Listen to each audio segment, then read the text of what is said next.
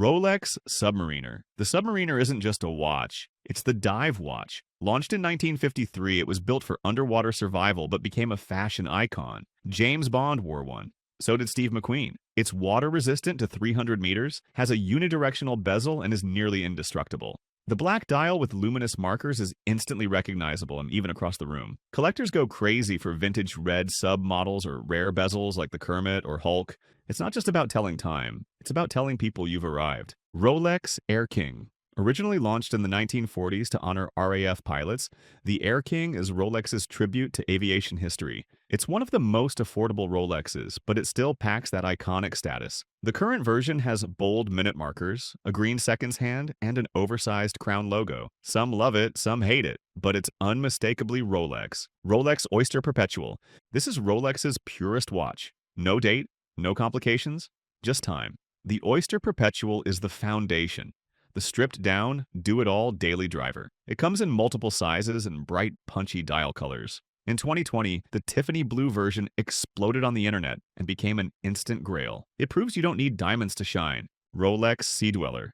Take a Submariner, then go deeper. The Sea Dweller was created for deep-sea divers and can survive depths up to 1,220 meters. It includes a helium escape valve, serious tech for saturation divers. It's bulkier than the Sub, but it's built like a tank. It's the Rolex for people who want utility and bragging rights. Rolex Deep Sea. If the Sea Dweller is deep, the Deep Sea is ridiculous. Rated to 3,900 meters, it's over-engineered for human survival. The case is so thick it could stop a bullet. James Cameron wore one during his dive to the Mariana Trench. It's not for everyone, but it's definitely for someone. And that someone probably climbs Everest before breakfast. Rolex Turnograph. Nicknamed the Thunderbird, this was the Submariner's stylish cousin. Released in the 1950s, it was one of the first Rolexes with a rotating bezel. Pilots loved it, so did the US Air Force. It lived in the Datejust family, but with sporty flair. Discontinued now, but still a vintage sleeper. Rolex Cellini. Rolex's forgotten child. The Cellini is their dress watch line. No oyster case, no sports DNA, just elegance. It's thin, round, and made for tuxedos, not toolboxes. Most people don't even know Rolex makes these, but that's what makes them interesting. If you want to be low-key different, this is it. Rolex Prince, an Art Deco throwback that doesn't get enough love. The Prince has a rectangular case and a dual dial setup, one for hours, one for seconds. It was big in the 1930s and made a modern comeback in the Cellini line. It looks like something a 1930s banker would wear while firing people with class. Rolex King Midas. Designed in the 60s, this is one of the weirdest Rolexes ever. Asymmetrical case, all gold. No crown logo on the dial. It was designed by Gerald Genta, the same guy who made the Royal Oak and Nautilus. Elvis wore it. So did Liberace. If Rolex ever went full rock star, this was it. Rolex Bubbleback. This is where it all began. The Bubbleback was Rolex's first automatic watch, launched in the 1930s. It had a chunky case back to fit the rotor movement, hence the bubble. These were the early experiments that shaped everything Rolex is today. Vintage collectors treat them like sacred artifacts. Rolex Sky Dweller. Complicated, but elegant. The Sky Dweller is Rolex's most advanced watch, featuring both a GMT function and an annual calendar. It looks like a Datejust, but does way more. The month is shown with tiny windows next to each hour marker. Adjustments are made using the bezel. It's what happens when Rolex flexes its tech muscles, and does it in gold. Rolex Oyster Quartz. Yes, Rolex once made quartz watches. The Oyster Quartz debuted in the late 70s when the quartz crisis shook the watch world. It had a funky, angular case and an extremely precise in-house movement. They made less than 25,000 of them, so now they're cult classics. You either hate it or love it, but you can't ignore it. Rolex Precision. Before Oyster Perpetual became the standard, there was Precision. These were manually wound, dressy Rolexes that didn't have the waterproof Oyster case. They were small, simple, and elegant. Today, they're vintage bargains and a great way to get into Rolex without selling a kidney. Rolex Zephyr, one of the lesser-known vintage gems. The Zephyr had a unique crosshair dial and engine-turned bezel. It was a dress watch that stood out, subtle but different. Rolex doesn't make anything like it anymore, so collectors love hunting them down. Rolex TrueBeat. Rolex once tried to make a mechanical watch that ticked like a quartz. The TrueBeat had a deadbeat seconds hand. It jumped once per second instead of sweeping. It was meant for doctors who needed precise pulse readings, rare, weird, and extremely collectible today. Rolex Marconi. In the early 20th century, Rolex used different brand names. One of them was Marconi. These were rebranded Rolexes for export markets, usually found in pocket watches or early wristwatches. They're part of the company's secret past, forgotten but not gone. Rolex Unicorn. A myth turned real. The Unicorn is the only known white gold manual wind Daytona from the vintage era. For years, people thought it didn't exist until it surfaced and sold for over $5 million. dollars. One watch, one owner, one legend. Rolex Xerographie, one of the rarest Rolex watches ever. Made in the 1930s, the Xerographie was Rolex's first attempt at a chronograph. Less than 10 are known to exist. No one even knew it was real for a while. It's the horological version of a ghost story. Rolex Panerai. Collaboration. Back in the 30s and 40s, Rolex supplied movements and cases to Panerai for military divers. These watches were enormous, radioactive, literally they used radium, and used underwater by Italian frogmen. Technically not a Rolex-branded watch, but Rolex DNA ran through them. Rolex Q. Chronometers. These were tested at the Q Observatory and certified to the highest precision standard in the 1950s. Only a few Rolexes ever earned this certification. They're like the honor students of the Rolex family. Ultra rare, ultra accurate, and nearly unknown outside watch nerd circles. Rolex Commando. A budget-friendly, no-frills model sold in the late 60s and early 70s. It looked like an Explorer, but was much simpler. Manually wound, no date, and basic lume. Not many were made, which ironically made it valuable today. Simplicity can age well, especially when it's unexpected. Rolex Blueberry GMT. This is one of the rarest GMT master variants ever made. The blueberry bezel, entirely blue, was never publicly cataloged. Some believe they were special order pieces for military or Middle Eastern markets. Others think they were just service replacements. Either way, they're scarce, mysterious, and worth a fortune. Rolex Albino Daytona, a unicorn among Daytonas. Only a few exist, defined by their silver dial with matching silver subdials. Most Daytonas have contrasting subdials for legibility, but the Albino went minimalist. One example, owned by Eric Clapton, sold for over $1.4 million. Proof that rarity plus celebrity equals watch world meltdown. Rolex Domino's Pizza Air King. Yes, this is real. Domino's used to gift Rolex Air Kings to store managers who hit crazy sales targets. The Rolex had the Domino's logo right on the dial. It sounds like a meme, but they're real collector's items now. Capitalism meets luxury. Rolex Texas Timex. In the oil boom days, Texas businessmen flexed with solid gold day dates. The nickname Texas Timex was born, mocking how casually they wore these ultra-luxe watches. These weren't delicate wrist statements.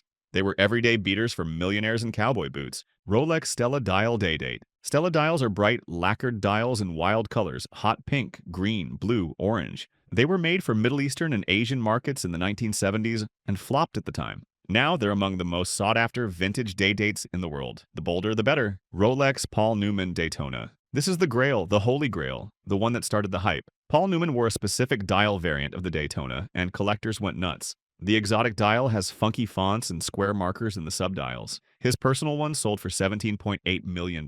It's the watch that made vintage collecting cool. Rolex Root Beer GMT. Brown and gold never looked this good. The Root Beer GMT has had a few versions, all with a warm copper tone color scheme. Nicknamed the Clint Eastwood because he wore one, it's flashy, nostalgic, and deeply 70s. You'll either love it or hate it, and both are fine. Rolex Meteorite Dial. Yes, this dial is made from real space rock. Rolex has used meteorite on models like the Day Date, GMT Master 2, and Daytona. The patterns are totally unique. No two are alike. It's like wearing the cosmos on your wrist. A Rolex from space, come on. Rolex Rainbow Daytona. Take a Daytona, then add a full rainbow of sapphires around the bezel, then add more sapphires for hour markers, then add diamonds on the lugs. This is the Rainbow Daytona, one of the wildest, most expensive flex watches ever. Rappers love it. Collectors chase it. Rolex barely makes any. Rolex Pearlmaster. The Pearlmaster is where Rolex goes full jewelry mode, gold only, often factory set with diamonds, rubies, or sapphires. It's more bracelet than watch. Made in smaller sizes, it's marketed to women, but plenty of collectors love the gem setting.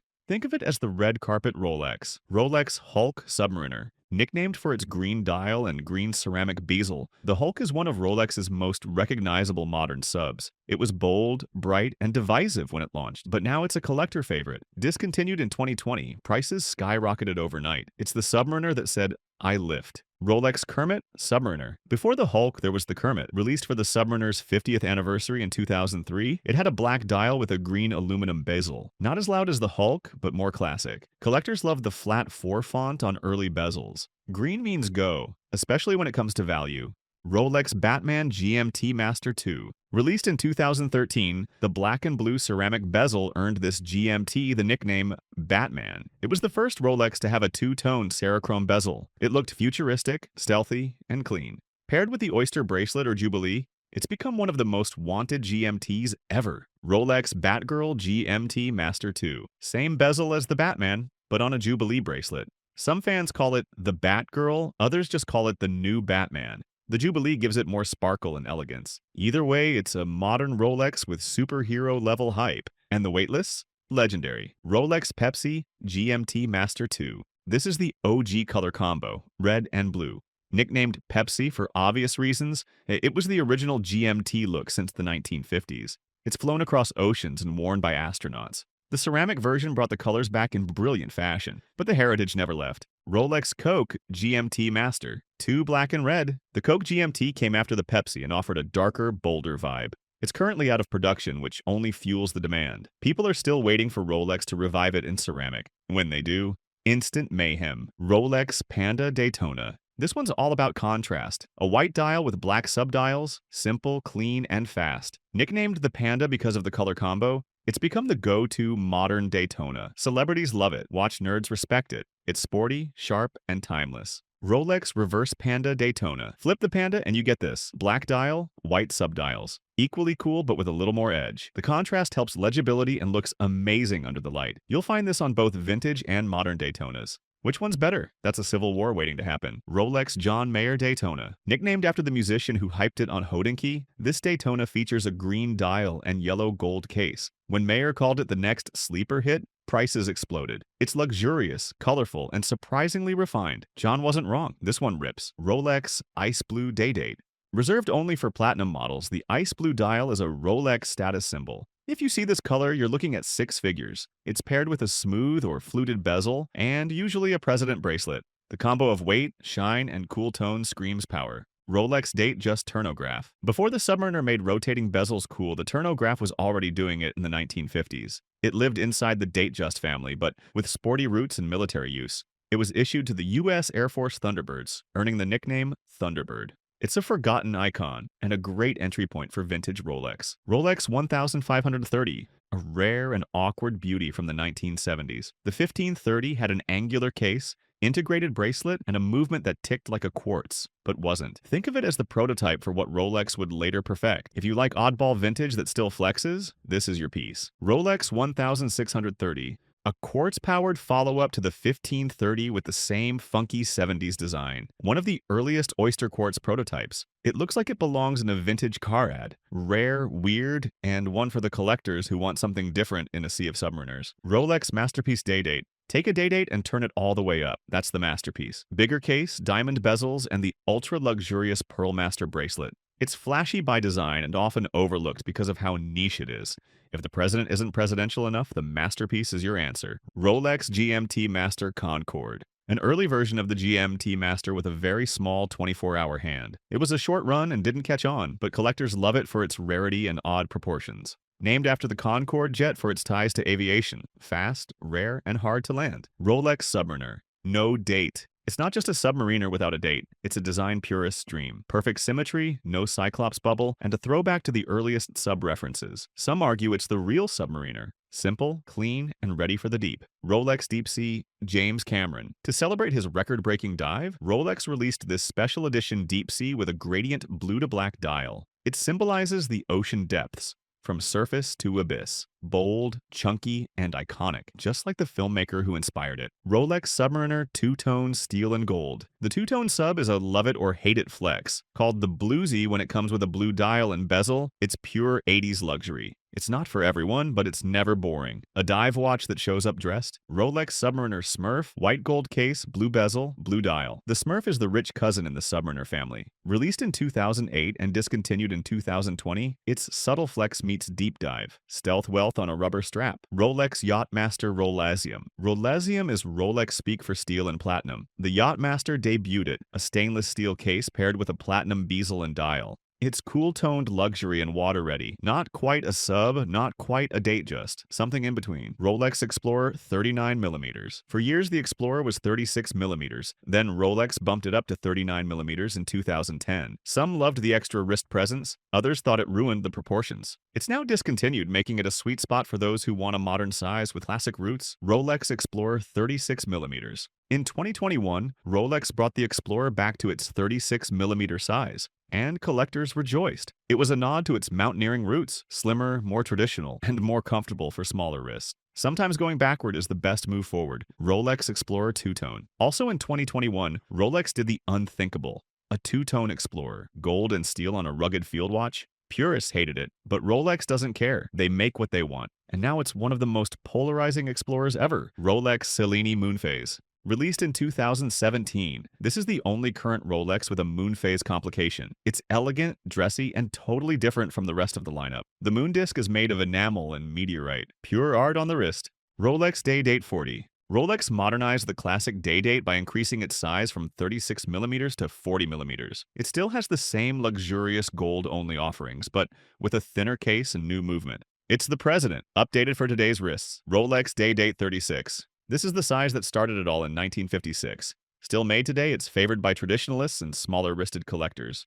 Don't let the size fool you, this is still a heavyweight in gold. Rolex Lady Datejust. Rolex's best-selling ladies model. It takes all the DNA of the Datejust and shrinks it into a more elegant package. It comes in 26mm, 28mm, and sometimes 31mm. Paired with diamonds, mother of pearl, or classic fluted bezels, it's timeless. Rolex Yachtmaster 37mm, a mid-size version of the Yachtmaster, perfect for smaller wrists or women who want something sportier than the Lady Datejust. It has all the luxury features just in a compact format. Rolex Yachtmaster 42mm. Introduced in white gold in 2019, this is the biggest Yachtmaster yet. Paired with a black Oysterflex strap and matte black bezel, it's sporty, stealthy, and way more subtle than gold on a bracelet. Rolex Sea Dweller two-tone. In 2019, Rolex did the unexpected and released a two-tone Sea Dweller. Hardcore divers were confused, but collectors saw it as a bold twist. The Tool watch went full flex. Rolex Submariner. Starbucks. The updated green bezel black dial combo released in 2020. Fans quickly dubbed it the Starbucks for its green-black theme. Bigger case, new movement, and modern styling. It's the Hulk's calmer, more balanced successor. Rolex Daytona Zenith. Era from 1988 to 2000, Rolex used modified Zenith El Primero movements in their Daytonas. This marked the start of the automatic Daytona era. These watches are now cult favorites and a bridge between vintage and modern. Rolex Daytona 16,520. The first automatic Daytona launched in 1988. Powered by Zenith, but heavily modified by Rolex. These Zenith Daytonas now command huge premiums, especially the early ones with the floating Cosmograph dial. Rolex Daytona 116520.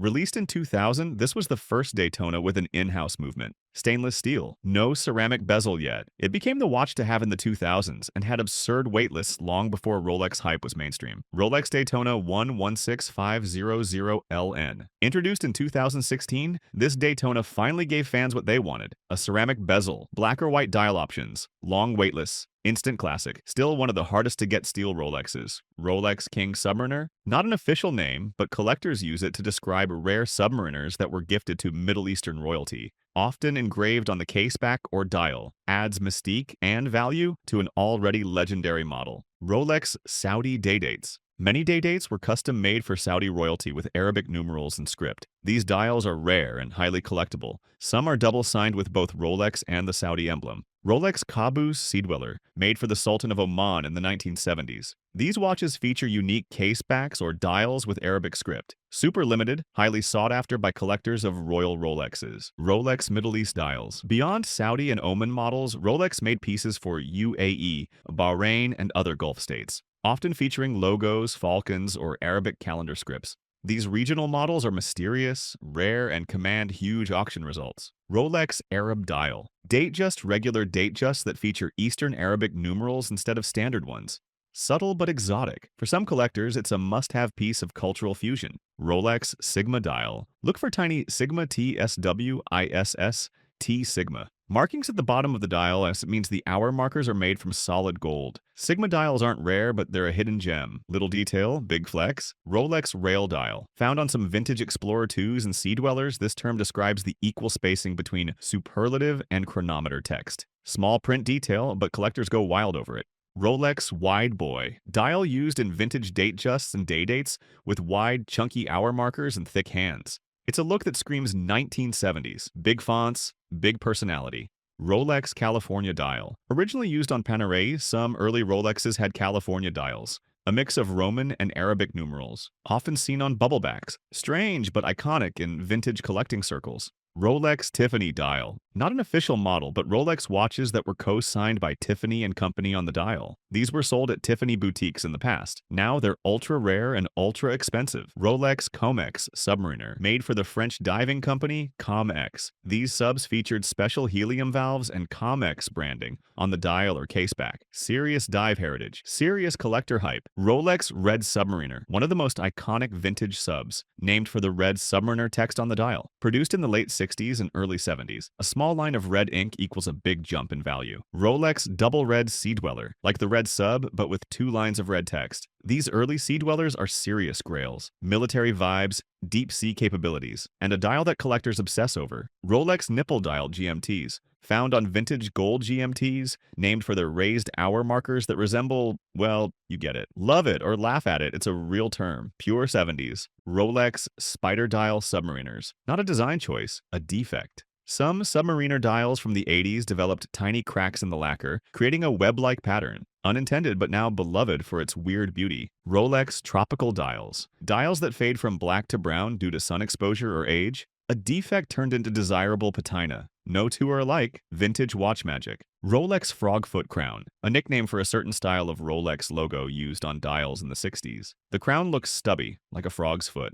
It's these tiny details that send collectors down rabbit holes. Rolex Bart Simpson Crown. Another dial crown variation, this one has a short, squat look like Bart's spiky hair, usually found on mid-60s subs. Another quirk with a fan base. Rolex Ghost Bezel. Old aluminum bezels that fade into a pale gray or blue. No longer black but still beautiful, like a ghost of what the watch once was. Rolex Pumpkin Lume. Lume that's aged to an orange tone over time. Found on vintage watches. Not radioactive anymore, just cool. Looks like Halloween on your wrist. Rolex Snowflake Hands, usually associated with Tudor, Rolex's sister brand, but early Rolex military subs sometimes had square snowflake hands, rare crossovers that collectors dream of. Rolex Underline Dial, found on early 60s Rolexes, a small line beneath the text to signify Tritium Lume, often overlooked, now highly sought after. Rolex Rail Dial Milgauss. Same spacing trick as other rail dials, but on Milgauss models. Clean text layout equals collector obsession. Not rare, but noticeable to those in the know. Rolex Service Dial. Replacement dials added during servicing. Not original to the watch, but still made by Rolex. Some purists avoid them, others see them as history. Rolex Prototype Models. There are Rolex watches that never made it to production. Unique colors, dials, or case designs shown at Basel or tested internally. If you find one, you're holding history that was never meant to be worn.